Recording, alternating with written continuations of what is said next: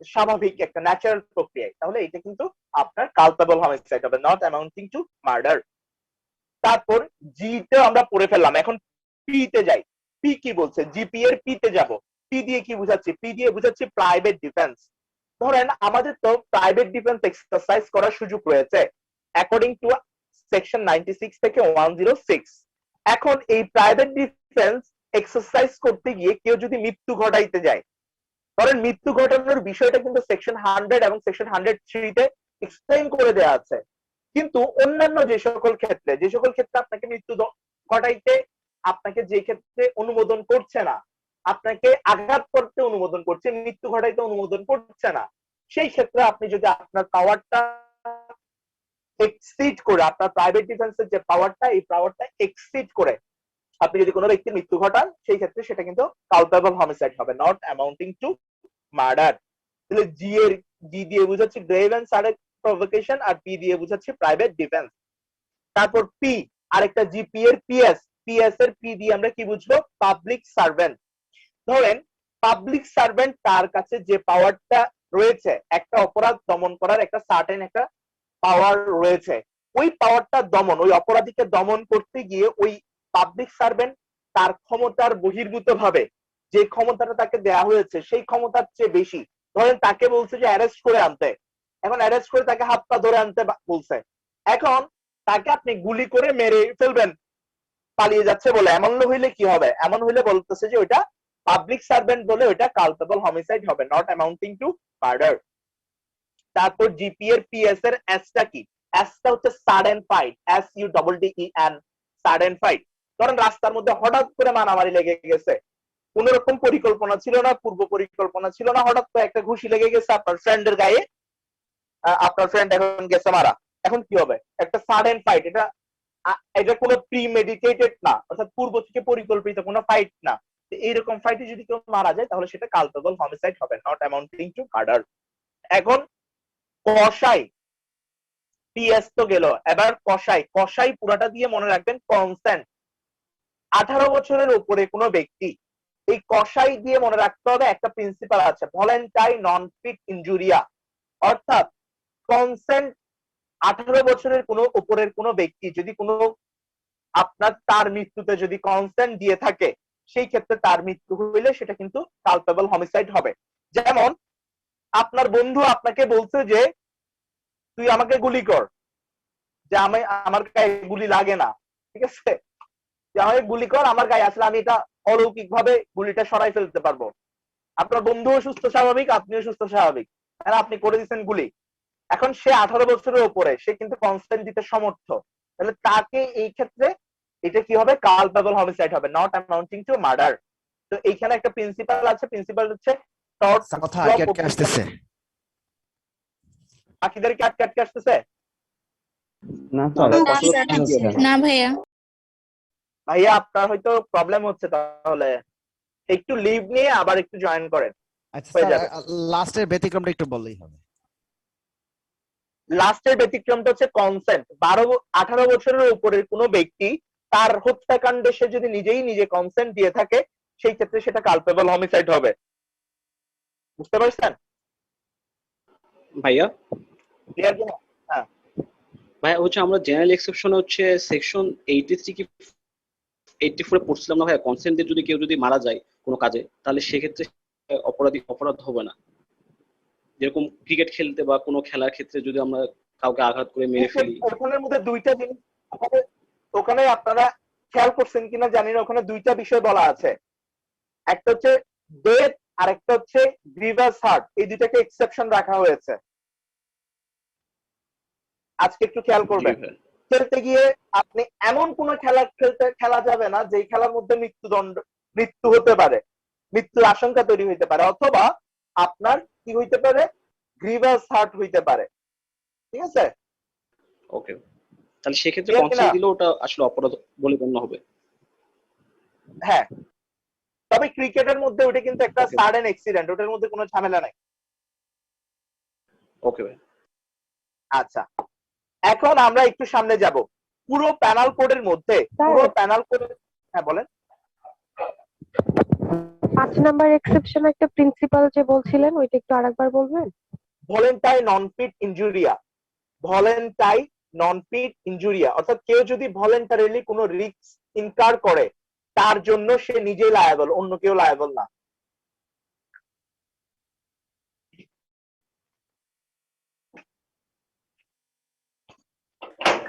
নন বুঝতে পেরেছেন? ভলেন্টারি নন নন risk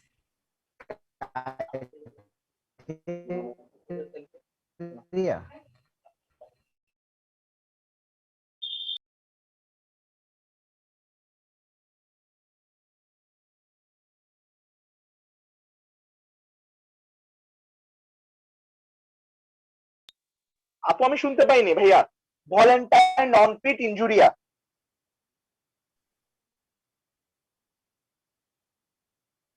hello, জি ভাই। ভলেন্টাই নন ফিট ইনজুরিয়া। স্যার তারপর কে দিয়ে স্যার কি বলছে যদি একবার বলতেন, আমি শুনতে পাইনি স্যার, নেটের কি প্রবলেম। দিয়ে? স্যার সি এর পরে যে বলছিলেন স্যার। সি এর পর আর কিছু বলিনি, এই পাঁচটা ও ঠিক আছে। কষাই দিয়ে সি দিয়ে কনসেপ্ট মনে রাখবেন, এই পাঁচটা। ওকে, আমরা একটু নেক্সটে যাই। এখন আমরা সেকশন 302 তে আমরা মার্ডারের শাস্তি পাই, সেটা আমরা জানি, সবাই মুখস্থ আছে, ডেথ অথবা লাইফ ইমপ্রিজনমেন্ট এন্ড ফাইন। আচ্ছা, এখন সবচেয়ে গুরুত্বপূর্ণ যেটা হচ্ছে সেকশন 303। এখানে বলছে পুরো প্যানাল কোডের মধ্যে এমন একটা জায়গা আছে যে জায়গাটার একমাত্র শাস্তি হচ্ছে মৃত্যুদণ্ড। মনে রাখতে হবে, যেখানে একমাত্র শাস্তি মৃত্যুদণ্ড হয় সেই ক্ষেত্রে সেইটা আপনাকে এক্সেপশনালি মনে রাখতে হবে। এই ক্ষেত্রে বলছে যাবজ্জীবন ভোগ করছে, যাবজ্জীবন ভোগ করছে বা যাবজ্জীবন অপরাধের অভিযুক্ত হয়ে শাস্তি ভোগ করছে, অথবা সে পালিয়ে গিয়েছে যাবজ্জীবনের আসামি, সে যদি কোনো মৃত্যু ঘটায়, কোনো ব্যক্তির মৃত্যু ঘটায়, তাহলে তার শাস্তি হবে কি? ডেথ। তার শাস্তি, একমাত্র শাস্তি হবে ডেথ পেনাল্টি। ক্লিয়ার? জি ভাই। এখন সেকশন 304A। তো আপনারা অনেকেই বলতে পারেন যে ভাইয়া আপনি এই জিনিসগুলো এভাবে পড়াচ্ছেন কেন? এখানে কিন্তু দেখেন পুরো প্যানাল কোডে বোঝার চেয়ে মনে রাখার ট্রিক্সটা মনে রাখতে হবে। এখানে এতগুলো সেকশন, এখানে যে আপনারা মনে রাখার মানে এখানে সিআরপিসি তে বুঝার জিনিস আছে, কিন্তু এখানে মনে রাখার টেকনিক গুলো মনে রাখতে হবে। আমি এই টেকনিক গুলো আলোচনা করছি। মনে রাখবেন সেকশন 304A এবং 304B এই দুইটা গুরুত্বপূর্ণ সেকশন। তো আমরা তো জানেন ডাক্তার যারা আছেন, ডক্টর যারা আছেন, ডক্টররা একটু হায়ার ক্লাস হন না? ওনারা একটু উচ্চ মানে সোশ্যাল স্ট্যাটাস একটু বেশি না? তাহলে সোশ্যাল স্ট্যাটাস যেহেতু বেশি, ডক্টরদের দিয়ে মনে রাখবেন ডক্টররা যদি কোনো অপরাধ করে থাকে তাহলে সেই অপরাধটা আসবে সেকশন 304A তে। আবার ড্রাইভার ড্রাইভার বা চালক তারা যদি কোনো অপরাধ করে থাকে তাহলে তাদের অপরাধটা আসবে সেকশন 304B তে। তাহলে প্রথম কি বলছে? প্রথম মনে রাখবেন, ডক্টর দিয়ে আসলে আপনি কি মনে রাখবেন? যদি কোনো রাশ অথবা নেগলিজেন্ট অ্যাক্ট, অর্থাৎ ডক্টরের হইতে পারে অথবা অন্য কোনো ক্ষেত্রে হইতে পারে, ডক্টর দিয়ে মনে রাখবেন। যদি কোনো অবহেলা জনিত, নেগলিজেন্ট জনিত কোনো ব্যক্তির মৃত্যু ঘটায়, এটা বেসিক্যালি মূলত ডক্টরদের ক্ষেত্রে বেশি আসে, এই জন্য ডক্টর বলেছি। তার মানে এই না যে অন্য কোনো ব্যক্তি কোনো নেগলিজেন্ট অ্যাক্ট করেছে তার ক্ষেত্রে এটা আসবে না, এমন না। এটা আপনাকে সহজে মনে রাখার একটা টেকনিক বলছি। তো এখানে বলছে ডক্টররা যদি তার অবহেলা জনিত কোনো কারণে যদি আপনার ওই অপরাধটা কোনো ইন্টেনশন ছাড়াও যদি কোনো অবহেলা করার দরুন, ধরেন অনেক সময় প্যাটের মধ্যে অপারেশন করে ছুরি রেখে দিলে পরে ওই ব্যক্তির মৃত্যু ঘটতে পারে না? তো এই ক্ষেত্রে অবহেলা জনিত কোনো ব্যক্তির যদি মৃত্যু ঘটায়, ওই মৃত্যুর শাস্তির কথা বলা আছে সেকশন 304A তে। এখানে বলছে কজিং ডেথ বাই নেগলিজেন্স, তাহলে কতটুকু হবে? 5 ইয়ার্স পর্যন্ত, 5 বছর পর্যন্ত কারাদণ্ড অথবা ফাইন অথবা বোথ। অপরদিকে 304 বলছে যে কজিং ডেথ, আপনি কোনো ব্যক্তির মৃত্যু ঘটাইছেন কিভাবে? By rash driving or driving on a public way, আপনি খুব দ্রুত ড্রাইভ করার দরুন বা র্যাশ ড্রাইভিং বা নেগলিজেন্ট ড্রাইভিং, অবহেলা দরুন যদি কোনো ড্রাইভিং করে থাকেন, সেই ক্ষেত্রে আপনি যদি কোনো ব্যক্তির মৃত্যু ঘটান, যে মৃত্যুটা কালপেবল হোমিসাইড না। তো কিছুদিন আগে সড়ক পরিবহন আন্দোলন হয়েছিল, ওই আন্দোলনের মধ্যে একজন ব্যক্তিকে কি শাস্তি দিয়েছিল? আপনার মার্ডারের শাস্তি দিয়েছিল। তো গণপরিবহনে যত শ্রমিক আছে সবগুলোকে রাস্তায় নামিয়ে দেওয়া হয়েছিল। তো তো কি বলা হয়েছিল যে অ্যাক্সিডেন্ট করলে এখন থেকে মৃত্যুদণ্ড হবে, এই আইনকে রুখে দিতে হবে। বিষয়টা এমন না, বিষয়টা ছিল যেই ব্যক্তিকে হত্যা করা হয়েছে তার প্রতিবেশী ছিল হচ্ছে আপনার কি ড্রাইভার। সে ড্রাইভার কি করছে, ইন্টেনশনালি তার প্রতিবেশীকে রাস্তায় গাড়ি চাপা দিয়ে মারছে। তাহলে এটা কিন্তু সেকশন 304B তে আসবে না, এটা সরাসরি চলে যাবে কোথায়, হয় কালপেবল হোমিসাইড অথবা মার্ডারে চলে যাবে। তাহলে তার শাস্তি ওই ক্ষেত্রে, যেহেতু মার্ডার হয়ে গেছে সেহেতু এই জন্য শাস্তিটা তার মার্ডার হয়েছে। তো এটা বিষয়টা কিন্তু ভুল বোঝানো হয়েছিল। তাহলে এখন মনে রাখেন, আপনি রাস্তায় জেব্রা ক্রসিং দিয়ে পার না হয়ে ধুম করে রাস্তা পার হচ্ছিলেন, এখন গাড়ি একটা খুব দ্রুত স্পিডে আসছে, এখন আপনাকে মেরে দিছে, সেটা কি অপরাধ হবে? না। পিওরলি যদি কোনো অ্যাক্সিডেন্ট হয়ে থাকে তাহলে সেক্ষেত্রে আপনার কোনো লায়াবিলিটি নাই। আপনি সঠিক রাস্তায় আছেন, আপনার পথচারী ভুলভাবে চলে আসছে, পিওরলি একটা অ্যাক্সিডেন্ট হয়েছে, আপনার কোনোভাবে এটা রুখে দেওয়া সম্ভব ছিল না, তাহলে সেক্ষেত্রে আপনার কোনো লায়াবিলিটি নাই। আবার যদি আপনি খুব দ্রুত মাত্রায় গাড়ি চালাই যদি অ্যাক্সিডেন্ট করেন, সেই ক্ষেত্রে আপনার লায়াবিলিটি হচ্ছে সেকশন 304 এর বিতে। ঠিক আছে?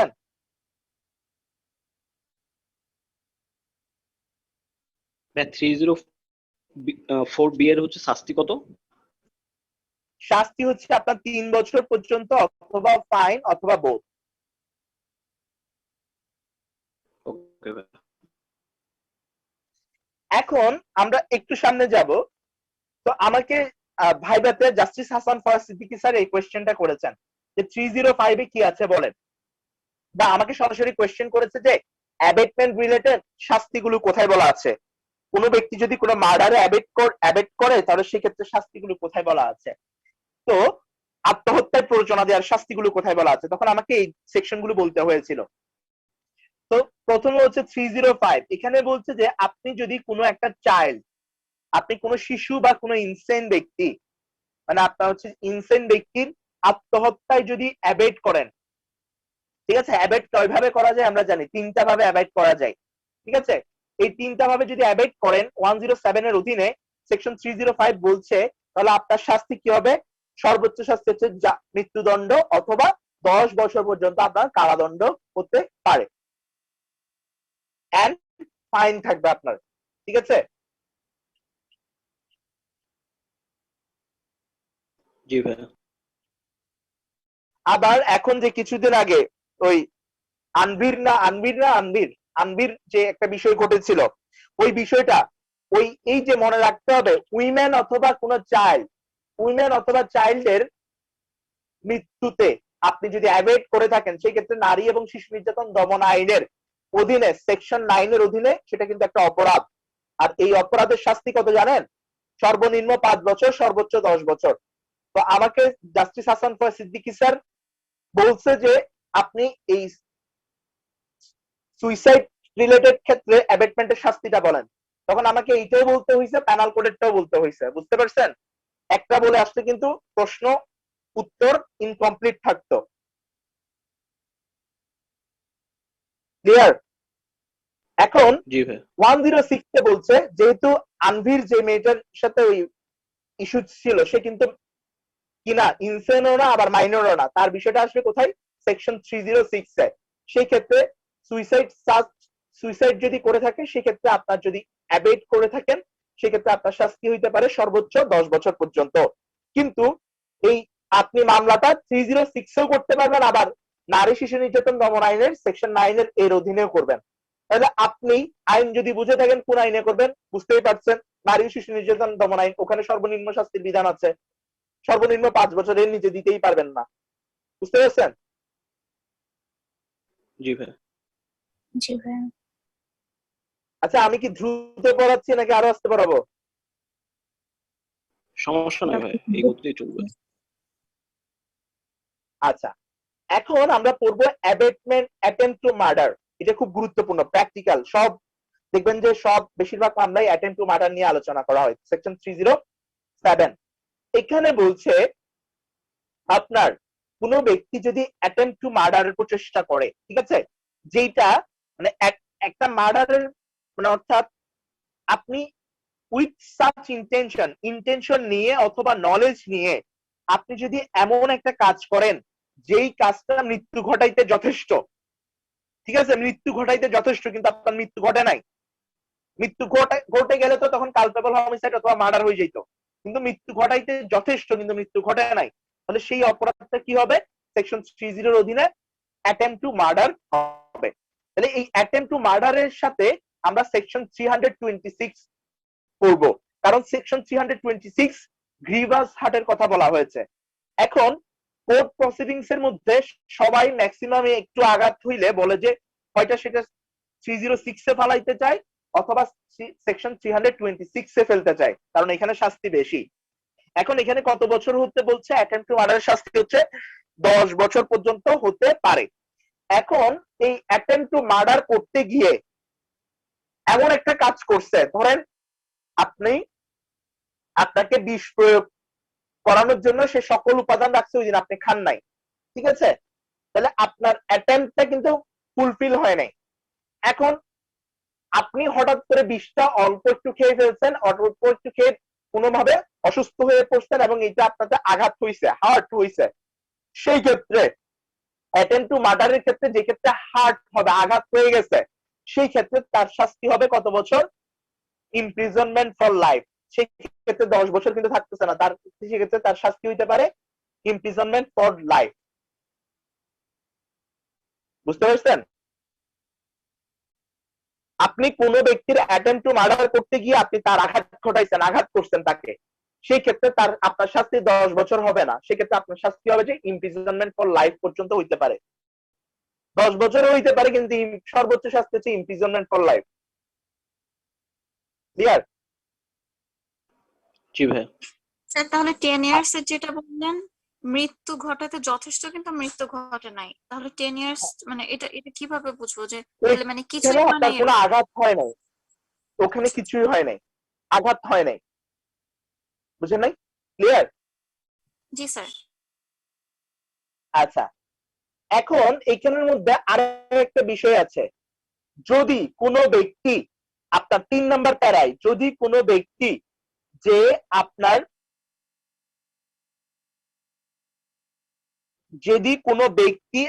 সে যাবজ্জীবন কারাদণ্ড ভোগ করছে, সে এই আইনের অধীনে সেকশন 30 এর অধীনে কোনো ব্যক্তিকে আঘাত ঘটায়, তার শাস্তি একমাত্র শাস্তি কিন্তু মৃত্যুদণ্ড।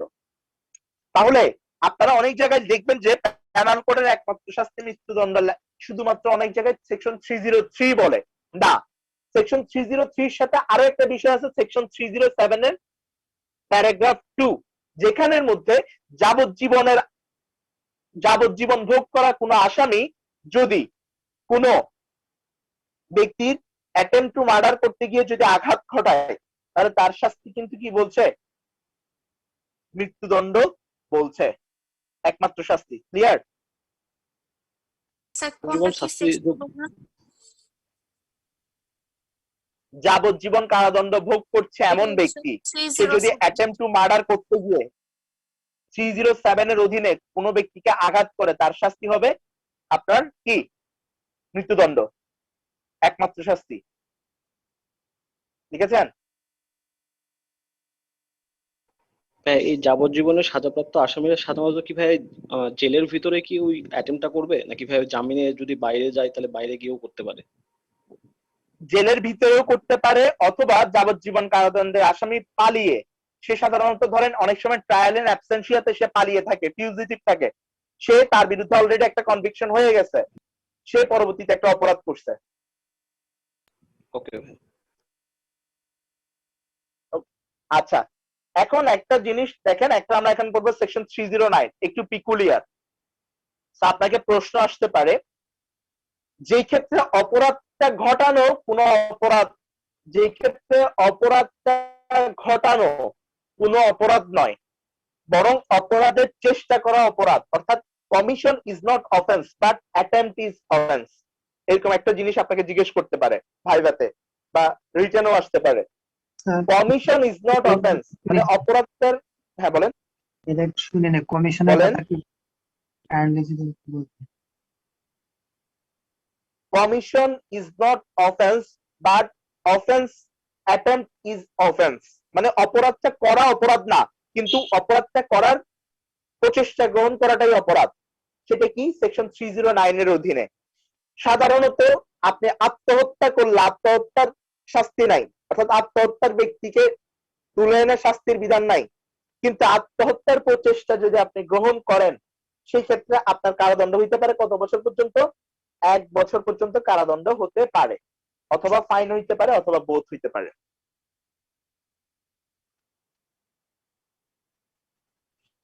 একটু বলবেন? লিখেছেন? হ্যাঁ, আরেকবার বলুন। হ্যালো,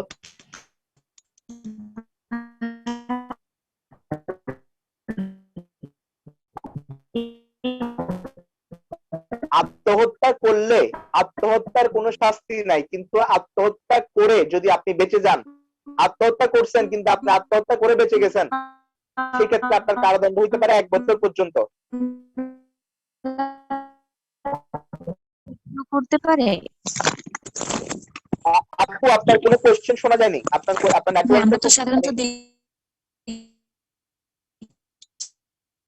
আচ্ছা, আপনি টেক্সটে বলেন, একটু টেক্সটে একটু বলতে হবে, আপনার সাউন্ড আসছে না।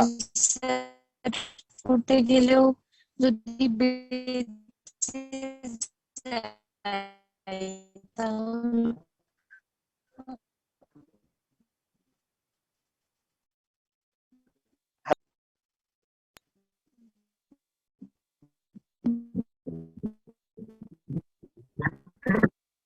হ্যালো, জি ভাই শোনা আপনার যাচ্ছে। সাউন্ড আসছে না, শোনা যাচ্ছে?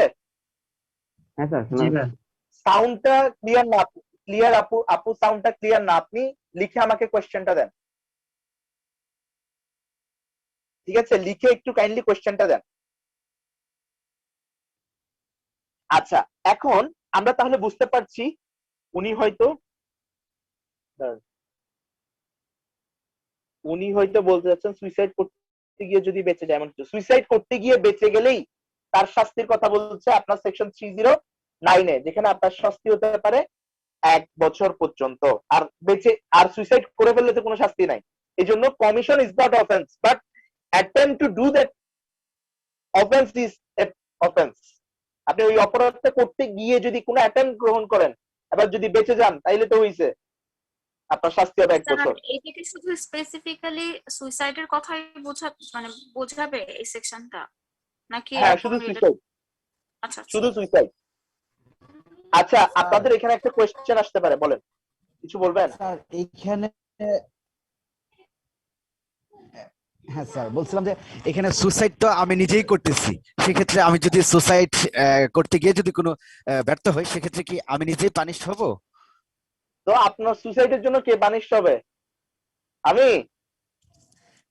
আপনার সুইসাইডের জন্য আপনি লায়াবল হবেন যদি আপনাকে স্যার, কেউ প্ররোচনা না দেয়।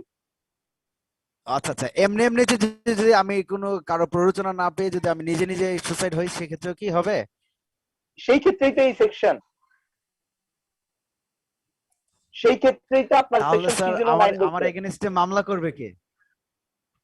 আপনার এগেইনস্টে গভর্নমেন্ট মামলা করবে, রাষ্ট্র। স্যার অনেকে 20K পেলে স্যার। হ্যাঁ, 20 খেয়ে ফেলে পরে বেঁচে যায়। এটা আসলে এই সেকশনটার অ্যাপ্লিকেশনটা নাই আর কি, কিন্তু আপনার রাষ্ট্র কিন্তু চাইলে মামলা করতে পারে। এটা কেন রাখছে জানেন? জি স্যার। জানেন এটা কেন রাখছে? না স্যার। এখন দেখেন, কিছুদিন আগে একটা গেমস বের হয়েছিল, গেমসটা আমার নাম মনে নাই, গেমসের নাম মনে আছে, যেখানে নিজেরা আত্মহত্যা করে। ব্লু হোয়েল হ্যাঁ, গেম। হ্যাঁ, ব্লু হোয়েল গেম। এখন আপনারা এখন দেখবেন দেশের সকল মানুষ যদি ধরেন এইভাবে সুইসাইড করতে থাকে, রাষ্ট্র বলে কোনো অস্তিত্ব থাকবে? বুঝেন নাই? এটা একটা অন্যতম একটা থিওরি আছে। এই থিওরিটা হচ্ছে যে আপনার জুরিসপ্রুডেন্সের বিষয়, যেখানে বলছে একটা কনসেপ্ট অনুযায়ী বলছে, ইন্ডিভিজুয়ালিস্ট অ্যাপ্রোচ নিয়ে বলতেছে যে আপনি যদি মদ খান আপনার অধিকার আছে, আপনি আপনার বাসায় মদ খাইছেন, এটা আপনার অধিকার, আপনি খাইতেই পারেন। জেরেমি হার্টের সাথে ব্যান্থামের একটা এইখানে কনফ্লিক্ট আছে। জুরিসপ্রুডেন্স অনেক মজার, আপনারা আসলে বুঝে পড়তে চেষ্টা করেন না আর কি। তো ওখানে বলছে কি, আপনার বাসায় আপনি মদ খেতে পারেন, কোনো বিষয় না, এই মদ খাওয়াটা আপনার অধিকার। অপরজন বলতেছে যে, অপরজন যিনি আছেন তিনি বলছেন না, মদ খাওয়াটা আপনার অধিকার হইতে পারে না। যদি এইভাবে সকল রাষ্ট্রের সকল নাগরিক একসাথে বাসায় বসে মদ খাওয়া শুরু করে, তখন রাষ্ট্র বলে তার কোনো অস্তিত্ব থাকবে না। তাহলে রাষ্ট্রের সকলের জন্য হইলেও এই মদটাকে প্রহিবিট করা দরকার। এইখানে এসে গন্ডগোল লেগে গেছে, যে বলতেছে individual right must to be assessed by collective right. Individual রাইটকে অবশ্যই কালেকটিভ রাইটের সাথে তুলনা করে বিচার করতে হবে। আপনি অনেক সময় ইন্ডিভিজুয়াল রাইট অধিকার দিয়ে যাচ্ছেন। আপনি ধরেন এই বিষয়টা প্রথম কোশ্চেন আসে বেশিরভাগ ক্ষেত্রে রাইট টু অ্যাবর্শনের ক্ষেত্রে। এখন এক সময় একটা জেনারেশন গিয়ে দাঁড়াইলো যে সবাই বলছে যে আমরা অ্যাবর্শন করব, তখন তার ফিউচার জেনারেশন থাকবে না, তখন কি হবে? তখন তো রাষ্ট্র শেষ হয়ে যাবে। এই জন্য রাইট টু অ্যাবর্শন, এইটা আপনি বলতে পারেন যে আমি আমার গর্ভের সন্তান আনবো কিনা আনবো না, এটা আমার সোল রাইট। এখানে রাষ্ট্রকে যে অ্যাবর্শন করলে শাস্তি দেয়ার, কিন্তু রাষ্ট্র কিন্তু এখানে একটা ডমিনেন্ট প্লেয়ার। কারণ হচ্ছে যে এভাবে আপনাকে দেখা দেখি যদি সবাই যদি অ্যাবর্শন করতে থাকে, একটা সময় রাষ্ট্র তার জেনারেশন গ্রোথ করতে পারবে না। বুঝতে পারছেন? ভাই একটা কোশ্চেন ছিল। হ্যাঁ বলেন। ভাই হচ্ছে আমাদের মাদকদ্রব্য নিয়ন্ত্রণ আইন আছে, কিন্তু আমরা তাছাড়া হচ্ছে বিভিন্ন লাইসেন্সধারী বারগুলা এগুলাতে মদ টদ বিক্রি করি, মানে এগুলা অ্যালাউ করে কেন সরকার? এগুলো হচ্ছে অনেক ডিপ্লোম্যাটস আছে, বিভিন্ন দেশের বাহিরের দেশের যারা ডিপ্লোম্যাটস আছে, ওরা হচ্ছে যে ওই ফুড হ্যাবিটে অভ্যস্ত। বুঝতে পারছেন? তো যার কারণে ওদের জন্য আলাদা একটা ইমিউনিটি দিয়ে আপনার এই বারের একটা সুযোগ রেখেছে। স্যার প্যানেল কোডে পড়েছিলাম যে এবং এটা ওই আমাদের কোথায় যেন পড়েছিলাম, মনে আসতেছে না, যে যারা বাহিরের কান্ট্রি থেকে মানে যারা আমাদের দেশে আগত, যেমন ধরো চায়না বা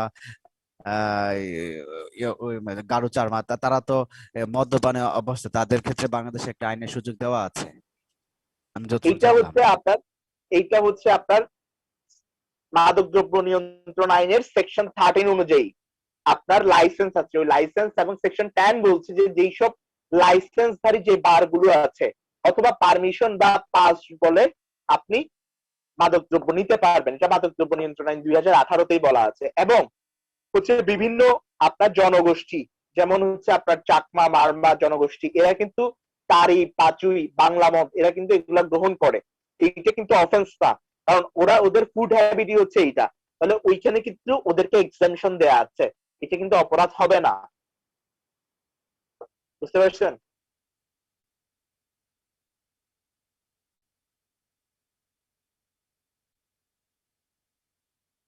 বুঝতে পারছেন?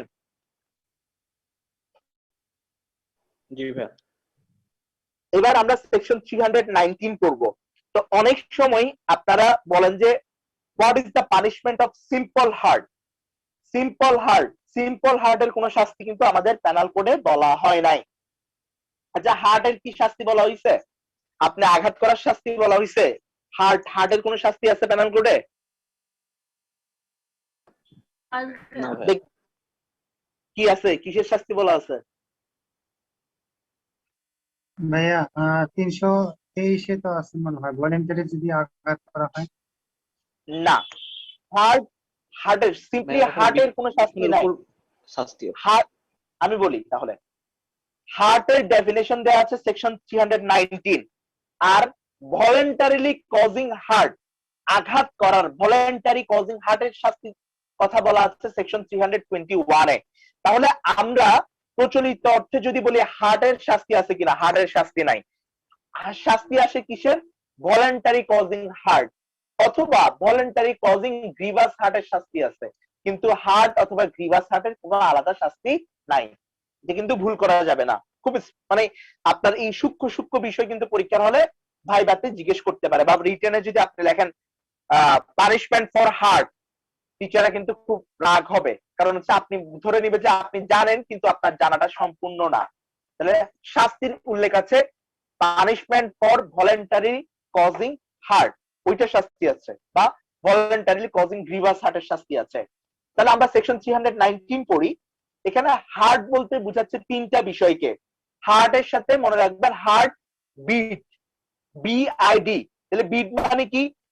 যদি কোনো একটা আপনি কোনো একজন ব্যক্তিকে যদি বডিলি পেইন, বি দিয়ে বডিলি পেইন, আই দিয়ে ইনফার্মিটি, আই দিয়ে ইনফার্মিটি, ইনফার্মিটি মানে কি অসুস্থতা, অথবা ডি তে ডিজিজ, এই তিনটা জিনিস ছড়ান, এই তিনটা জিনিসের কোনো একটা করান, তাহলে আপনি ধরে নিবেন যে এটা আপনি ওই ব্যক্তিকে হার্ট করেছেন। আবার সেকশন 320 তে গ্রিভাস হার্টের ডেফিনেশন দেওয়া আছে। এই গ্রিভাস হার্টের ডেফিনেশনটা আপনাদের জন্য সবচেয়ে বেশি গুরুত্বপূর্ণ। আচ্ছা একটা ব্রেক দিন আমাদের। ভাইয়া এই লিঙ্কটা শেষ হবে, Okay, ভাই। এই লিঙ্কটা হ্যাঁ স্যার বিটের মিনিংটা যেন কি বলছিলেন? বডিলি পেইন, ইনফার্মিটি, ডিজিজ, তিনটা জিনিস। এটা বিট মানে সংক্ষেপে মনে রাখবেন হার্ট বিট।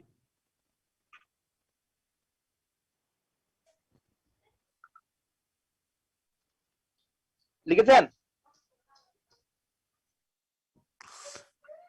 ইনফার্মিটি ড্যামেজেস, তাই না? ইনফার্মিটি, ডিজিজ, ডিজিজ রোগ, ওকে ড্যামেজ না। লিখেছেন? আমি তাহলে আপনাদের একটা নামাজের বিরতি দিচ্ছি। 7টা বাজে ইনশাল্লাহ ক্লাস শুরু হবে, ঠিক আছে? 7টায়, ঠিক আছে? আচ্ছা স্যার। এই লিঙ্কে আবার ক্লিক করবেন, এই লিঙ্কে আবার ক্লিক করবেন একদম এক্সাক্ট 7টায়। ঠিক আছে স্যার। আচ্ছা ওকে, আসসালামু আলাইকুম। আসসালামু আলাইকুম।